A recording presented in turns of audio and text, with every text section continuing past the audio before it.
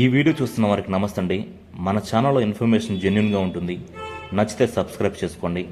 ఇక సమాచారంలోకి వెళ్దాం. సంక్రాంతి పండుగ వేళ ప్రభుత్వం పలు వరాలు ప్రకటించింది.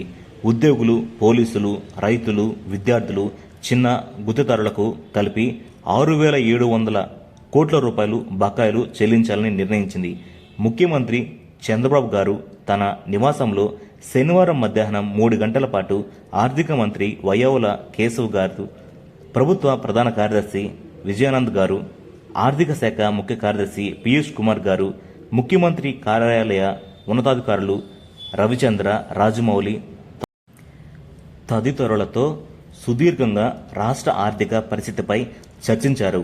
అనంతరం 6,700 కోట్ల రూపాయల బకాయిలు చెల్లించాలని నిర్ణయం తీసుకున్నారు.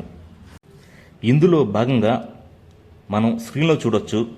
Payment pending status in process for payment disbursement through RBI e-Kuber అని మనం చూడొచ్చండి. ప్రస్తుతం మెడికల్ రీయింబర్స్మెంట్ సంబంధించిన బకాయి బిల్లులు ఈ-కూబర్కి చేరుతున్నాయండి. త్వరలో జమ అయ్యే అవకాశాలున్నాయి.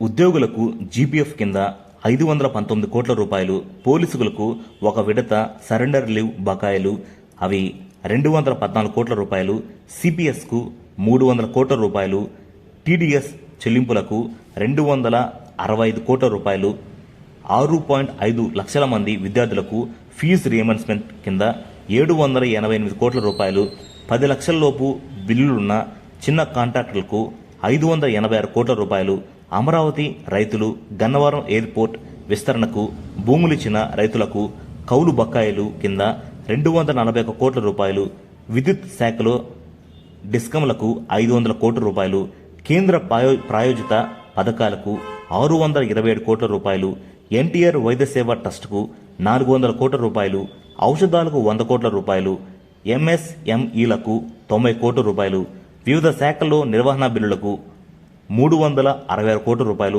కేటాయించడం జరిగింది. ప్రభుత్వం నుంచి సంక్రాంతి కానుకగా సీఎం గారు ప్రకటించడం జరిగింది.